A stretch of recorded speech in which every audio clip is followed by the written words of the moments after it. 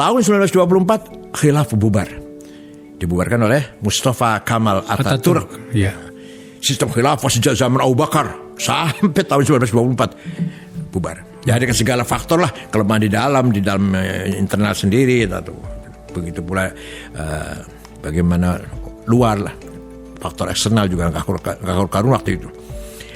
Ini apa artinya? Artinya umat Islam terjadi perubahan sejarah yang luar biasa. Yang dulu sentralistik, satu pemimpin khilafah. Dan di situ ada apa? Ada faktor agama. Kita harus taat pada ulil amri. Benar maksud khilafah maksudnya. Atullah terus ulil amri minkum. Enggak boleh melawan ulil amri itu. Karena kita punya teologis, dasar teologis. Setelah khilafah, ikut siapa? Apakah presiden? Apakah raja itu yang ulil amri itu? Ini pembahasan, pembahasan. Nah, setelah khilafah tidak ada, masyarakat Arab, terutama Arab dan Islam tidak punya pemimpin. Terjadi kekosongan. Ya. Berkali-kali ulama kumpul dari India, Pakistan barangkali sekarang ya, dari India, dari Afrika, ingin mengembalikan lagi khilafah, gagal. Nah, di situ terjadi luar biasa, keadaan sangat luar biasa. Pertama kali tokoh Arab yang mendirikan partai politik untuk melawan penjajah dengan semangat nasionalis, semangatnya, tapi sama sekali tidak beragama, tidak semangat agama, yaitu Partai Ba'ath yang didirikan oleh seorang tokoh dari Damaskus beragama ortodok, Kristen ortodok, namanya Mitchell Aflaq. Luar biasa, memang luar biasa Mitchell Aflaq, luar biasa, mengkader pemuda-pemuda Arab agar punya patriotisme melawan penjajah. Hanya ya katakanlah sayang tidak ada dasar teologi, hanya ada nasionalisme. Karena persis konsepnya mengadopsi dari Ernest Renan, ya, yang menulis buku tahun 1895 What is a Nation. Nah, terjadi situ perpecahan pemikiran dalam umat Islam.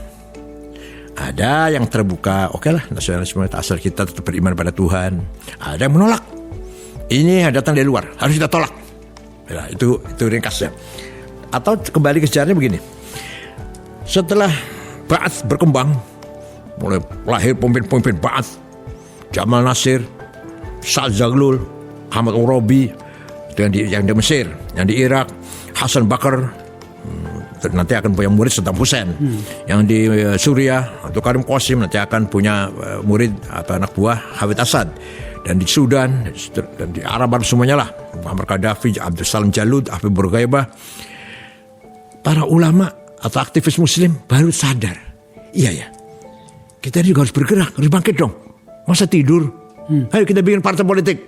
Maka ada seorang ulama keluar, alumni Al-Azhar tapi asal dari Maroko, namanya Syekh Hasan Al-Banna. Dengan teman-temannya membentuk partai politik namanya Ikhwanul Muslimun. Konsepnya persis Ahlussunnah wal Jamaah, moderat, berjuang ingin menyebarkan dakwah Islam dengan damai, dengan budaya, pendekatan budaya, akhlakul karimah, menjauhi dari kekerasan. Tahun 40 ada pemuda Ikhwan membunuh Perdana Menteri Mesir. Namanya Perdana Menteri namanya An-Najrasi namanya. Hasan Banna marah. Bukan begini yang saya maksud, bukan ini yang saya maksud bergerak atau bangkit, itu bukan. Kamu tuh bukan bunuh Perdana Menteri, bunuh saya kamu itu. Betul. Satu setengah tahun kemudian Hasan Banna terbunuh. Tahun 42. Nah, penggantinya adalah seorang terkenal namanya Said Qutb. Bukan ulama, bukan di Al-Azhar. Wartawan, jurnalis dari Cairo University. Nah, beliau menulis banyak, yang jadi pedoman partai Ikhwan adalah kitab Ma'alim fit Thariq. Ini buku yang beredar di tengah-tengah mahasiswa di kita ini, di ITB, di IPB, di Undip. Ringkasnya isinya, kita harus menolak semua ide yang datang dari luar Islam. Karena yang datang dari Islam itu namanya jahiliyah. Jadi jahiliyah itu bukan berarti primitif, buta huruf, bukan. Tapi dia adalah sistem pemerintahan, sistem politik yang tidak berdasarkan Quran dan hadis. Itu namanya jahiliyah. Apa itu contohnya? Ringkas cerita, komunisme, kapitalisme, sosialisme, nasionalisme juga jahiliyah. Bahkan nasionalisme pun dianggap jahiliyah. Nah, itu akibat pendapatnya Ikhwan seperti itu, terjadi situasi Arab Timur Tengah yang sangat luar biasa. Pemuda-pemuda yang punya semangat ingin merubah keadaan, ya semua ikut terpengaruh, banyak terpengaruh. Mengalahlah Ikhwan di Mesir, Sudan, di Syria, di Irak sedikit, tapi di Suriah. Kalau di Saudi melarang, Ikhwan dilarang Saudi. Walhasil begitulah. Di Qatar ada di Qatar. Bergerak, ayo, bergerak. Jamal Nasir bersikap keras. Ikhwan bersikap memusuhi Ikhwan Muslimun. Walaupun ketika revolusi tahun 53 itu Juli Republik itu Ikhwan mendukung gerakannya Jamal Nasir waktu itu. Walhasil mereka mencoba kudeta tahun 65. Gagal. Tokoh-tokoh Ikhwan 6 orang digantung di Tahrir Square. Said Qutb, Zaki Muhandis, Al-Asmawi, Hussein Hudaybi, Umar Tilmisani, dan seterusnya. Ditonton oleh rakyat. Nah, Ikhwan dilarang ternyata tidak bubar. Muncul kelompok yang lebih radikal lagi. Namanya Jamaah Takfir wal Hijrah. Kalau kita di sini takfiri namanya kalau di Indonesia. Itu yang mendirikan namanya Syukri Ahmad Mustafa tahun 69. Tadi kan tahun 65 kejadiannya kan. Tapi munculnya itu 69. Semua orang kafir. Kulum kafarah, kulum katanya. Al-Azhar kafir semua itu. Kalau yang menerima konsep nasionalisme, yang menerima hidup bersama-sama dengan orang non-muslim, bekerja sama non-muslim, kafir semuanya. Waman lam yahkum bima anzalal faulaikul kafirun. Barang siapa tidak menjalankan hukum Allah, kafir. Itu kan Quran. Ini Quran tuh. Barang siapa tidak menjalankan hukum Allah, kafir. Kalau kafir kita perangin. Itu hasil itu doktrinnya lah. Mereka lah yang berhasil pertama kali membunuh Menteri Agama, Menteri Auqafnya, namanya Dr. Hussein Al-Zahabi. Tidak lama membunuh wartawan senior namanya Yusuf As-Sibai Al-Ahram. Kemudian puncaknya membunuh Presiden Anwar Sadat tahun 81, 5 Oktober 81, terang-terangan ketika beliau sedang upacara. Nah, itu namanya takfiri. Hosni Mubarak jadi presiden, mereka dibabat. Ternyata nggak bisa habis, masih banyak di Gurun Sinai, di padang pasir di Sinai masih sampai sekarang. Yang pernah ngebom sholat Jumat di kota Ismailiyah pernah. Nah, di antara pemimpin takfiri lari karena mereka sudah mau dicari, mau dihukum mati. Namanya Ayman Al-Zawahiri. Ya, lari ke Afghanistan. Dulu namanya Raja Muhammad Daud. Kemudian terjadi revolusi, terjadi republik. Ternyata didukung oleh Soviet, komunis. Tapi kurang komunisnya. Kurang apa? kurang komunisnya. Maka dikudeta oleh siapa itu namanya? Babrak Karmal. Ya. Babrak Karmal yang paling kejam. Ya. Komunis tulen nih. Betul-betul komunis. Kumisnya tebel itu. Ya. memang mereka orangnya, Afghanistan orangnya posturnya tinggi, kuat, kekar orangnya. Hidup padang pasir yang sangat keras. Ya, kemudian walhasil sampailah Soviet invasi sampai ke Afghanistan, targetnya sampai ke Pakistan, targetnya Soviet. Saudi Arabia, Raja Fahd membuka pendaftaran, membuka apalah. Ayo kita jihad.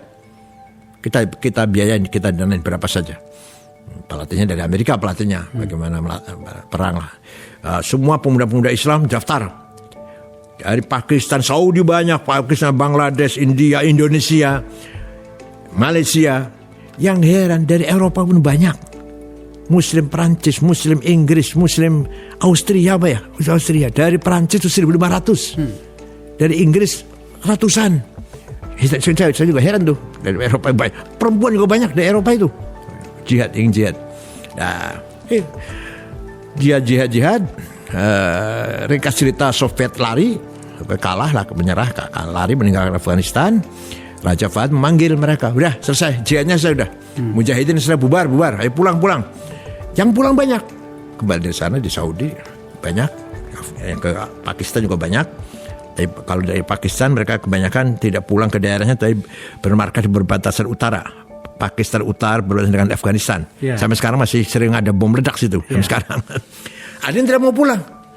Yang tidak mau pulang antara lain tokoh namanya Usamah bin Laden. jumpa dengan Ayman Zawahiri yang lari dari Mesir tadi, mendirikan Al-Qaeda. Oke. Itu sih Al-Qaeda, kita semua tahu.